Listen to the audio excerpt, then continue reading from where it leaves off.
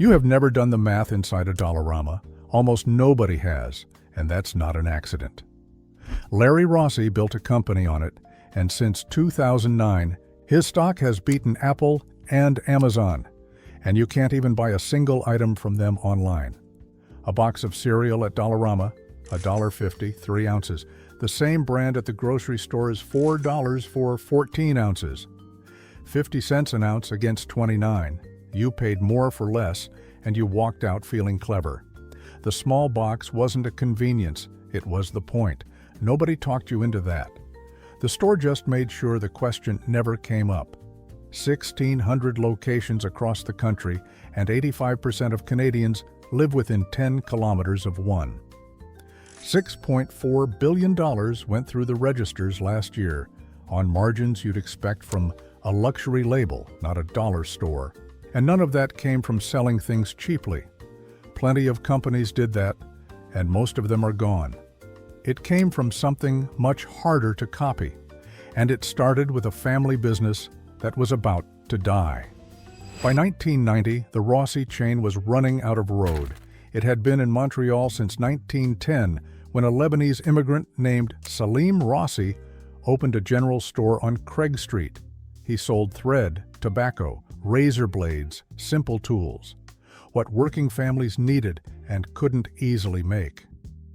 His son George turned it into something bigger, variety stores, 5 and dimes, built on the Woolworths model out of the States.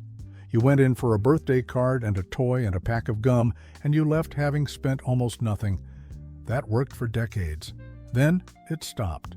Larry Rossy took the business over in 1973. Right as the ground was moving under it, retail was entering the age of the category killer. The historian Robert Spector described the goal of these new giants as dominating one class of merchandise and wiping out everyone else in it. So you didn't buy a toy at the corner store anymore. You drove to the Toys R Us by the highway. You didn't buy a hammer from a neighborhood shop. You went to Home Depot. And Walmart was coming, buying up the old Woolco locations to get its foot in the door. The Rossy family had 44 stores. Too small to beat the giants on price. Too ordinary to beat the boutiques on quality. Stuck in the middle, which in retail isn't a position, it's a countdown. Larry found his answer in the American South. Chains like Dollar General were growing fast on an idea that sounded stupid out loud. Strip the store to the bone. No flyers, no sales, nothing that adds a cent of cost. One price on everything. His advisors told him it wouldn't work here, and they had 3 reasons. The Canadian dollar was weak, so imports cost more. Wages and labeling rules made a store in Quebec more expensive to run than one in Alabama. And Canadians, they said, were too proud, too brand conscious. Nobody would be seen in a shop where everything cost a loonie. He ignored all 3, couldn't prove them wrong, didn't try. The plan was to test it somewhere nobody would see him fail. In April 1992, he closed one of his own stores and tore the inside out of it. He picked Matane, a quiet town on the Gaspé Peninsula, a long way from anyone in Montreal who might be watching. Every item priced over $1 came off the shelves. Then he unlocked the doors and waited, with no idea whether a single person would come in. Within hours, the place was chaos. People were pulling entire shelves into their carts, the way you'd take things that were free. Stock he'd expected to last a month was gone in days. He hadn't found a price, he'd found a switch. A $10 item makes you stop. You weigh it, you think about the money, you decide. A $1 item skips all of that. The evaluation never happens. And a shopper who isn't evaluating just keeps putting things in the cart. He moved fast after that. The whole chain went over to the new format. His grandfather's name came down off the storefronts. 80 years of it, cashed in to pay for the thing that replaced it. By the early 2000s, S. Rossy was gone. He had the mechanism, but he had no idea how to run it at scale, and that turned out to be a Boston problem. By 2004, he'd hit a wall he couldn't see the top of. 300 stores. King of the discount aisle in Eastern Canada, printing cash, and completely unable to get into the West, where nobody knew the name and local chains were already dug in. A national chain isn't a regional chain with more stores. It's a different job. The family had reached the end of what a private management team could do, and Larry knew it. He didn't need money. He needed someone who had built one of these before. And that is how Bain Capital ended up in the story. If you follow the ugly end of finance, that name lands with a thud. Boston firm, founded by Mitt Romney, one of the most aggressive private equity shops in the world. The playbook they were famous for is the leveraged buyout. Buy a healthy company, load it with the debt used to buy it, sell off anything valuable, cut the staff, book the profit, and walk away. So the news in November 2004 landed as a flinch. Bain was taking 80% of Dollarama for about $1 billion. Analysts assumed the Americans had come to strip the copper out of the walls. Critics said Larry would be pushed out and the products would get worse. Prices up, then the rest sold off in pieces. That isn't what happened. Bain's people came to Montreal, opened the books, and found nothing that needed fixing. The margins were better than luxury retail. The customers were loyal in a way that doesn't show up on a spreadsheet, and the supply line Larry had built into China held up under every test they ran. The supply line runs on more than 1,350 vendors. Roughly 55% of what Dollarama sells is imported. That isn't a knock on anyone's factory. It's a count of how many things have to go right every week for the shelves to fill. So Bain made an unusual offer. They told Larry to stay CEO. They kept the senior team. Their position was that the family's eye for merchandise was the asset they'd just bought. Touching it was the one mistake they couldn't undo. Bain would build the engine. The Rossys would keep choosing what went on the shelf. Then they opened the checkbook, and what they bought was maps. Before Bain, Dollarama picked locations the way a shopkeeper does. Larry drove around, looked at the traffic on a corner, and decided whether it felt right. Bain replaced the feeling with geographers and data scientists and had them model the entire Canadian retail landscape. They were hunting a profile, enough people packed into a small enough radius, household incomes inside a specific range, a grocery chain or another anchor next door, so the traffic was already moving before Dollarama opened. Hundreds of sites picked out before a single lease was signed. The odds of failure worked out on everyone. Here's the same map described by somebody else. Those 1,600 stores are not spread evenly. Consumer advocacy groups have pointed out that Dollarama locations cluster in lower-income neighborhoods. The communities with the fewest other options live closest to them. Both of those paragraphs are about the same spreadsheet. With the map and a restructured debt load, Bain went west hard. Dozens of stores across Alberta and British Columbia opened fast enough that a rival called Everything for a Dollar never got a defense organized.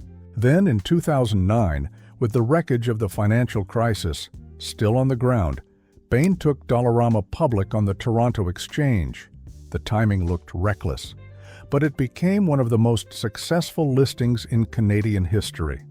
Investors had spotted what the crisis proved. When the economy is good, people buy party supplies. When it's bad, they buy canned goods. Either way, the till keeps going. Bain eventually sold out with billions in profit, and a story it still tells. So the machine worked. It printed money at $1 an item. Now ask yourself what happens to that machine the first time $1 isn't enough. Inflation eats fixed-price retailers alive. It's the one predator they have no defense against. When costs rise for Walmart, Walmart changes a sticker. 50 cents on a $40 item, and nobody notices. Dollarama had welded its identity to a coin. Every time a supplier raised a price, the company ate it because the alternative was breaking the only promise anybody knew it by. Larry saw two roads, both bad. Hold the dollar and the products have to shrink.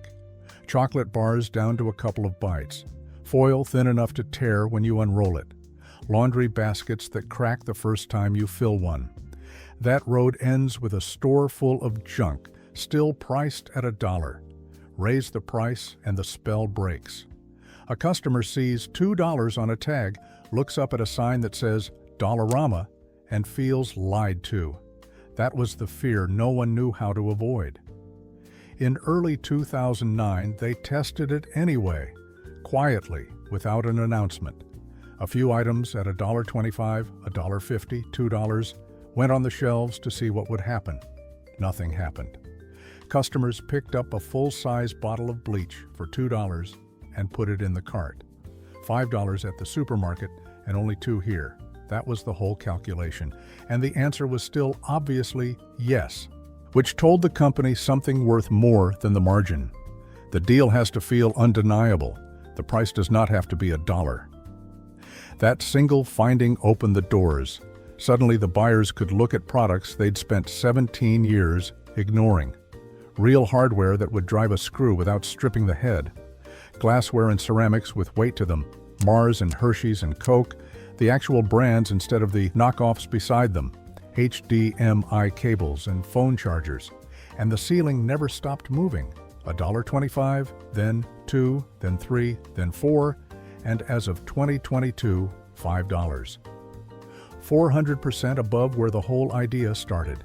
Consumer reports through 2024 and 2025 show items still creeping up in 25 and 50-cent steps. A Pepsi that was $1.25 is $1.50 now. Energy drinks at $1.75. Nobody announces any of it. The prices just appear. At this point, the only thing in the building still costing $1 is the name over the door. And the packages move too. Same colors, same logo, same fonts, but less product inside. Studies put it plainly. People overestimate how much is in familiar packaging by as much as 25%. Your eyes are bad at volume, and always have been.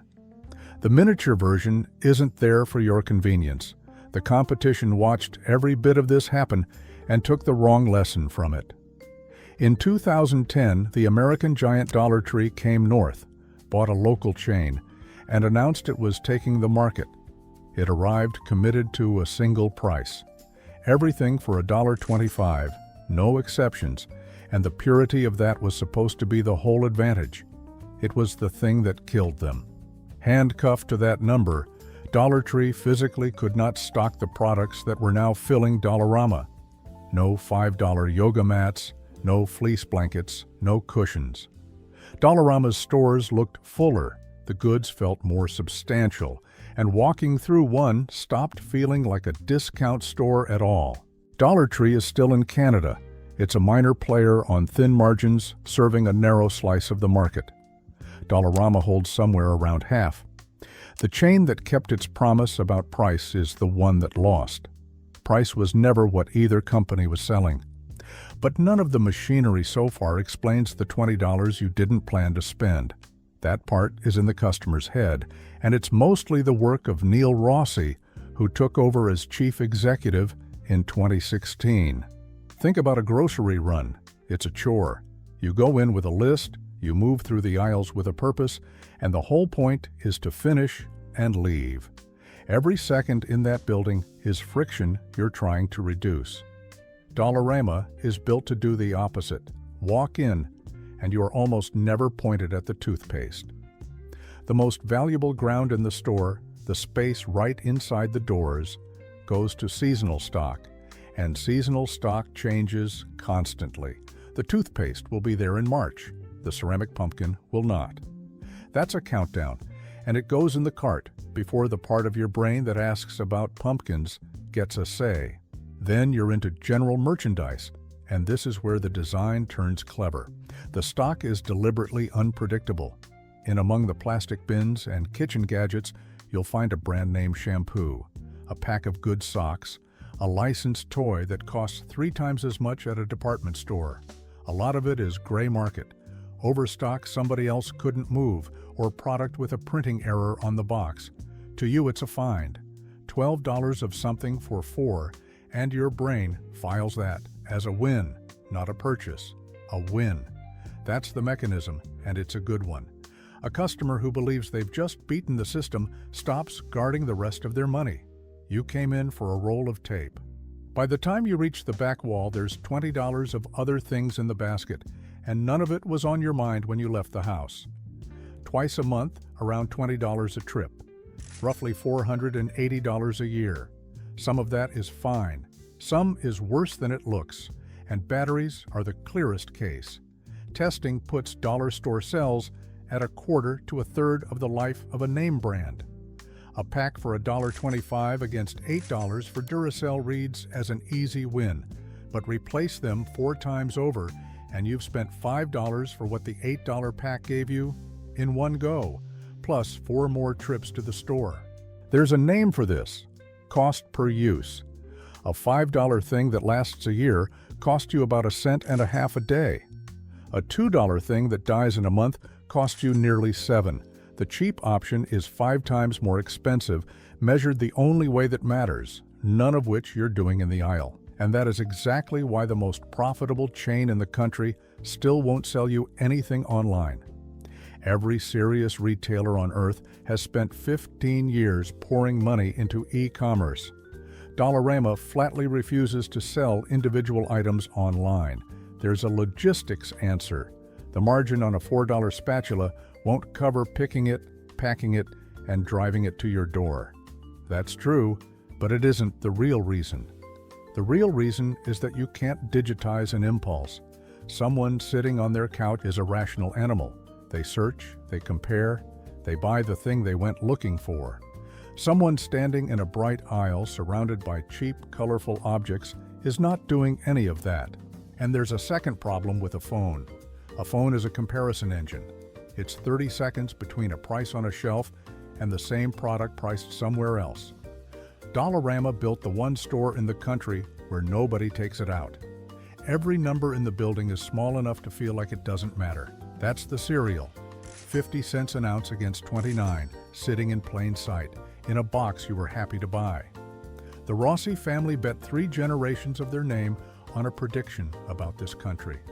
That life here was going to keep getting more expensive. Bad news for everyone else. Very good news for their shareholders. They were right, and Dollarama does give people something real. It is one of the last places where $20 still commands any respect at all. A teacher, a student, someone coming off a shift can fill a basket and not feel their stomach drop at the till. That matters. But the store didn't get cheaper than it used to be. It got better at making spending feel like a decision you'd already made. That's not one company's trick. It's a technique. Once you've watched it assembled from the ground up, you start seeing it in places that have nothing to do with dollar stores.